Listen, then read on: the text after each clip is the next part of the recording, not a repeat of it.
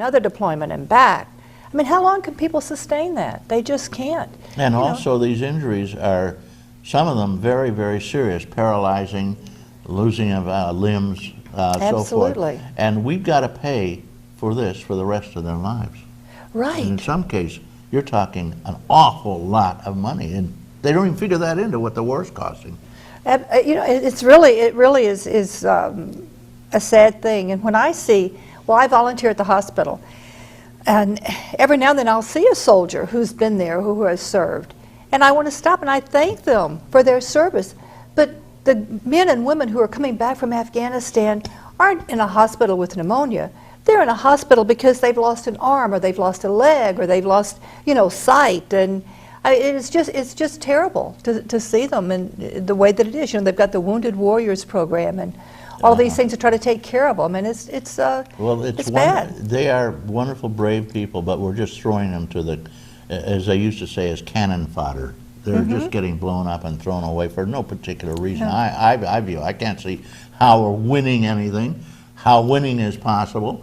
When we ask them what's winning, they say, we don't know. They say, how are we winning? They don't know. We're just there because we're there, and this happens to be now the longest war America's ever had, ever been involved in. Right. Even though Bush came flying in with his fancy aviator suit and had a big sign put up, congratulations, what was it, the war's over, or we've won, or something? Right, yeah. It's well, craziness. and of course, and I think he was speaking about Iraq at the time, which was another thing. But you know, we can't rid Afghanistan of Al-Qaeda, because Al-Qaeda is everywhere. They're in Syria, they're in Libya, they're in Iran and Iraq, and throughout. They're probably right here in the United States. But we need to bring our people home. 12 more years is too many more years. Yeah, but it's going to go on and on, I guess. Yeah. Well, now, we're out of Iraq, aren't we? We still have a small peacekeeping group there. Oh, we do? And Yeah, I thought every last troop was out. The troops on the ground, the ones who are actually fighting, but there are still some peacekeepers and security trainers there. Okay, and they tell us, well, of course, you know, let's see, how many more people did Obama put into Afghanistan? He put 30,000 more troops in when he came into power. How many were there before? I think that's about how many were there before, right? Well, I don't know how many were there before he came into office, but I know that what he put in after that time. But one of the problems with Afghanistan is not just a matter of fighting the wars, it's a matter of who you're dealing with. And you're dealing with Ahmad Karzai. And even, you know, Hillary Clinton has come out, and the other leaders of the world have come out and said, it's difficult to deal with Karzai simply because he goes back and forth on his word on a regular basis. He has said, if there's a problem with United States and Pakistan, I'm going to defend Pakistan. Afghans are going to side with Pakistan, not the United States. And we're the ones there training them. We're the ones there taking care of them. Dying and paying. And dying and paying for it. So he'll take our money. He'll let our men and women lose their lives and their limbs. He'll let us deploy and redeploy multiple times. But he's going to defend Pakistan, the country that harbored Osama bin Laden. I mean, this is just insane to me. Do you think they knew he was there? I cannot believe they would not have known he was there. They hid him, in other words. They were. What was his compound? Was a mile away from one of their most secure military facilities, and they did not know he was there. That seems kind of far-fetched to me. Yeah, it does, because we found out without any trouble. Well, it took us a while, you know, and that's one of the things is our CIA, our intelligence community, they're the ones who should be fighting this war. They're the ones who are seeking out the information. They're the ones who are finding who the bad guys are and where they are. The Navy SEALs that went in and did their job, they did that job based on the intelligence gathering that had been done. And that's the kind of war we're fighting today. We're not fighting boots on the ground war. Boots on the ground means lost limbs. The war today that we're fighting in Afghanistan is not a war that we have fought in the past. Okay, yeah, well, also the fact that I think you did point out earlier that you don't know who your enemy is. I mean, these are the same people that smile at you and sell you I don't know, whatever on the corner. And then at night they dress up and go out and kill people. Right, they put bombs in their underwear. I mean, think about that. Yeah, I saw on the TV recently, they're actually thinking of sewing surgically bombs Yes. into themselves Right. or into their doggies, Yes. believe it or not, their Right. pets. And Yeah. so that they can discharge them with the press of a button, and it's unbelievable what's going on. Yeah, it's tragic. It really is. It's a terrible, terrible thing, and it's a Vicki terrible war. Westling is the author. Briefly tell us, what's your latest book? You wrote one recently now, right? The last of the Salmon Friends children's books has been released. It was A Wicca Pays a Visit, and I think that was just released maybe 2 months ago. And I have not released a new novel yet, but A Wicca Pays a Visit really deals with a Wicca as a raccoon, and teaches children about dealing with wild animals. And Especially raccoons. Yes, they have because of the rabies. They have the highest rabies rate of any animal. oh, is that right? 90% of the coon population is wiped out when there's a rabies infection in the community, in the area, which we have in Chautauqua County. Oh, absolutely. Yeah. And incidentally, if you have a dog, I strongly advise you that it's very, very, it's important that you get the rabies shot. Otherwise, it could cost you an awful lot of money. Yeah. If that dog bites someone and then they've got to have a rabies shot because you haven't inoculated your dog, it's going to cost $2,000 just to give you the shot, and the insurance company usually won't pay it, so you're stuck for it. Then there is loss of companionship, as they put it, for at least 30 days, and the companion can sue a lot for that, and the aggravation and so forth, and there's Dr. Burke in the county will fine you. I think it's $5,000 now, and it goes on and on and on. It could cost you tens of thousands of dollars. Well, I don't We got know. a call. Wait a minute, Vicki. We'll go in this in just a second. Okay. I got a call here. Good morning, caller. Thank you for waiting. Good morning, Reed. I would like to ask your guest a question about what her thoughts are on Afghanistan as far as all these troops coming back to the United States and they're downsizing the Army. And what's your research saying about the ability of the country to absorb all these infantry and soldiers, Marines back into the workforce and so on? Well, that's another problem, and the president has really tried to do some things. As a matter of fact, the First Lady, Michelle Obama, has been very instrumental in working with getting the soldiers and the troops back into the workforce. There are special education programs that go on for them. But, one of the things that happened with bringing them back, and we already have this, our unemployment rate is higher than we'd like for it to be because there are no jobs there. So if they come back and they're trained and they're rehabilitated and there's no job for them, then what do? So we need to do some things to create jobs, and that's one of the problems that our economy is going through right now. We need to create jobs in this economy. We need to look at the Keystone Pipeline. We need to look at areas that can absorb the troops coming back, because if they come back and there's no job, then what do? There you go, caller. That's an interesting thought, huh? No jobs.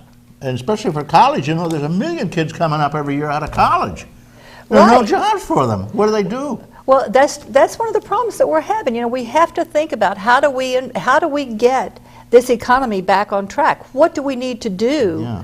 to cause jobs to be Spend created? some of this money we're throwing away. We got another caller. Good morning, caller. Thank you. Good morning. Good What? morning. It's beautiful. Oh, is it? Beautiful day in the Yeah, week I of- pointed out. I think this is one of the sweetest days we ever had. and it's going to continue. Yeah, I do have a question for your guest. sure. In lieu of her expertise as on children and writing children books and so forth, does she have any plans to do it to tie in her interest with Afghanistan and the children of Afghanistan? What happens to the children of these countries that we go into and we're at war with other people? We're in a living nightmare. What about that? Yeah. I must admit, I really have not done a lot as far as the dealing with the children issue in Afghanistan or Iraq. I know that the women and the children, especially the girls, are really mistreated terribly. So I have not done anything in that area. I would like to. I just have not had the time. And I guess that probably one of the things that we should do as a nation is to reach out to those children and to the women who are suffering. you know, if you send books, they can't read them, obviously, so they have to be translated, and many of the girls don't go to school, are not allowed to go to school. But it's a travesty, and there are orphans, and you see them who are just left over there just to fend for themselves.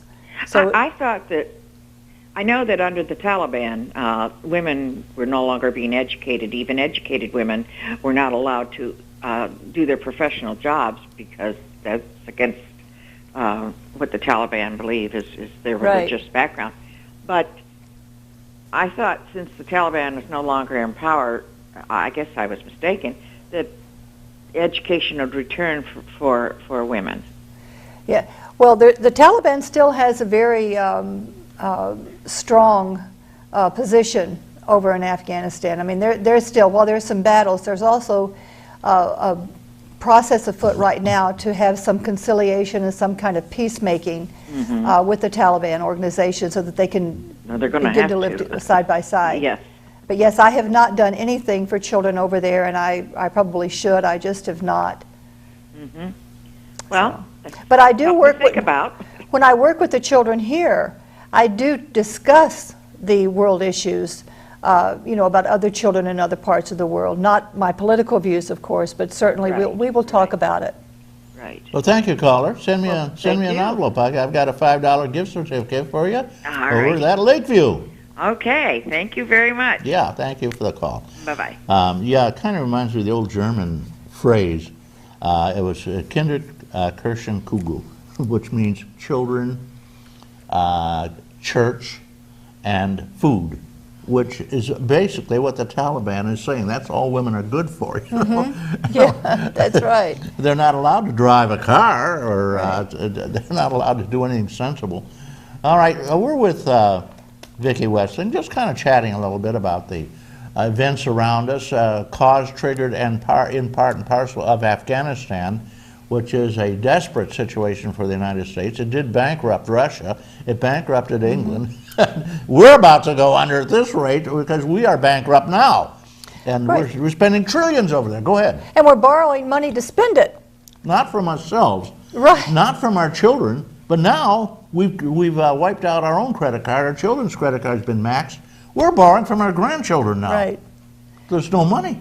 That's right. And we really do have to do something to get the economy moving again. We really must. You know, and one of the things, you mentioned the kids in college coming out with no jobs. Yeah. And one of the things that happens, you know, we talk about this, we send them to school, we send them for their bachelor's, we send them for their master's, we want them to do all the right things, and they try to do that. And they have their student loans. Right now, student loans, the rates are locked in. And there's this big thing going on in Congress of whether or not we should raise the interest rates on student loans. Should we raise them up? As of July 1st, your student loan rates are going to go up. Your interest rates are going to go up. Well, not if they're the fixed ones. They said the Republicans spiked that law, that they did have a law on board to continue the cheap rate. Well, what they did, the Republicans continued it until July, but they said it has to be paid for. How are you going to pay for it? If you leave the rate at 3.5%, how are you going to pay for that?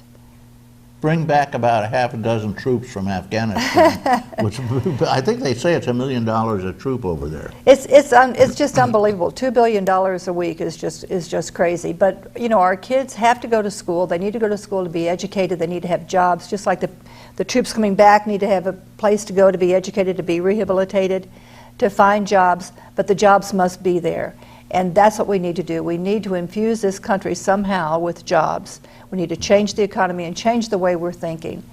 Well, now that they're sending so many jobs over to the Pacific Rim and China and Mexico, where you get cheap labor, it looks like the jobs are going to become fewer and fewer rather than more and more. Right, because we're not a corporate-friendly country when it comes to that. We have our corporate tax rates are very high.